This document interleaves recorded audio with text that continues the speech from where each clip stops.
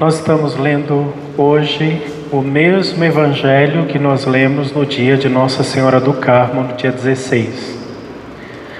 E o evangelho de hoje traz uma frase que deixa muitos católicos em dúvida. Maria teve filhos ou não teve mais filhos? Foi só Jesus ou ela teve mais? Algumas pessoas, assim, meio sem saber das coisas, dizem: não, ela teve filho sim.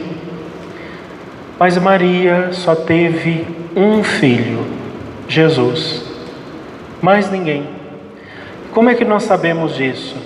Nós sabemos, a primeira prova para a gente crer, quem tem fé e crê na igreja, quando reza, eu creio na igreja, una Santa Católica Apostólica, pois bem, a igreja sempre disse, desde que nasceu, de que Maria sempre foi virgem, desde o princípio. Não existe nenhum escrito, não existe nenhum livro, não existe nenhum lugar na era dos apóstolos, na era dos padres apostólicos, dos padres do deserto, em parte nenhuma, dizendo que ela teve outros filhos além de Jesus. A igreja disse, eu creio e ponto. Mas tem algumas provas, se a gente pode dizer isso, né? Mas, por exemplo, quando o anjo Gabriel apareceu a Maria, é bom a gente se lembrar desse detalhe, Maria já era casada. Os judeus fazem 2 casamentos. O primeiro casamento, quando o noivo vai lá e paga a noiva, o dote da noiva, e José já tinha feito esse casamento com Maria. E o segundo casamento, quando ele vem buscar a sua esposa. São 2 núpcias. Maria já havia feito a primeira núpcia. Se ela já era uma mulher casada, por que ela perguntou ao anjo, como vai acontecer isso? Se fosse uma mulher casada normal, de todas as mulheres de Israel, já sou casada, vou ter muitos filhos, que alegria, porque quanto mais filhos, mais abençoada a mulher era. É sempre assim que eles pensavam. E ela pergunta ao anjo, como vai acontecer isso? E o anjo diz, fica tranquila, Maria. O que vai acontecer com você é um grande milagre. É o próprio Espírito de Deus que vai fazer este milagre em você. Porque Maria, já desde o princípio, não tinha a intenção de ter filhos. E por isso ela fez a pergunta. Um outro dado.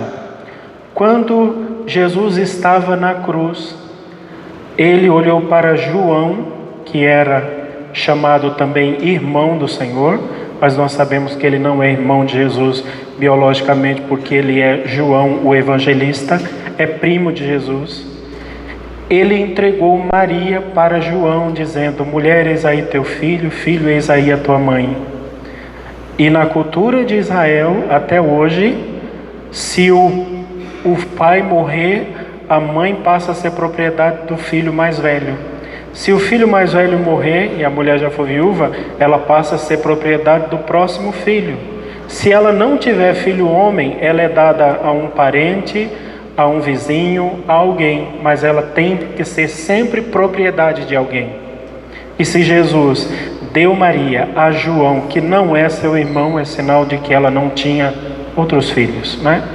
Enfim, não precisa de nada disso para explicar que Maria é, de fato, virgem, pura, santa, antes, durante e depois do parto, porque a igreja sempre disse isso, não precisava explicar, enfim. Mas o que Jesus está falando no Evangelho não é disso, ele está falando de outra coisa. Ele está falando da verdadeira família nascida a partir dele. As famílias, para você ser uma pessoa assim, original do povo de Deus, você tinha que nascer da descendência de Abraão. Abraão, Isaac, Jacó, você tinha que fazer parte de um dos filhos de Jacó e você tinha que trazer o sangue judeu nas suas veias. O que Jesus está dizendo é, não precisa mais ter sangue judeu.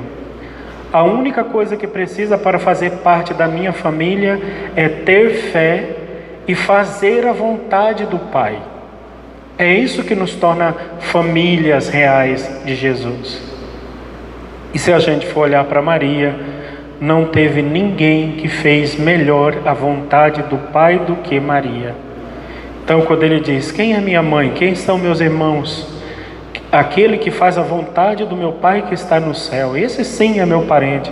Ele está dizendo também que a Virgem foi aquela que melhor fez a vontade de Deus.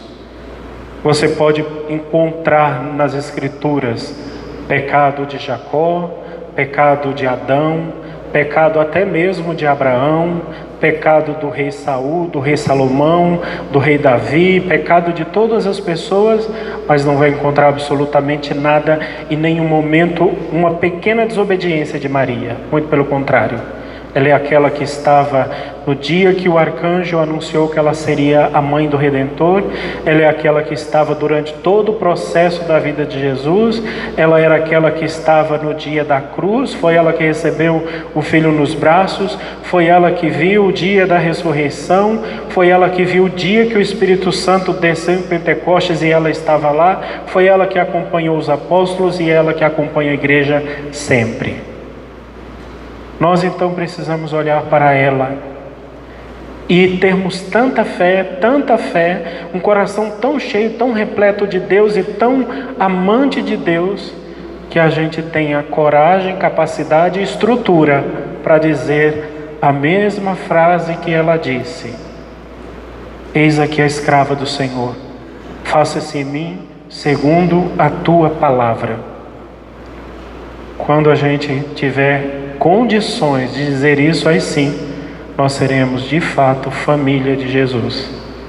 Se a gente fica nesse chove e não molha, a gente pode ser no máximo um agregado ali na família de Deus. Para fazer parte é preciso fé, e ninguém teve mais fé do que ela, a Virgem Mãe de Deus.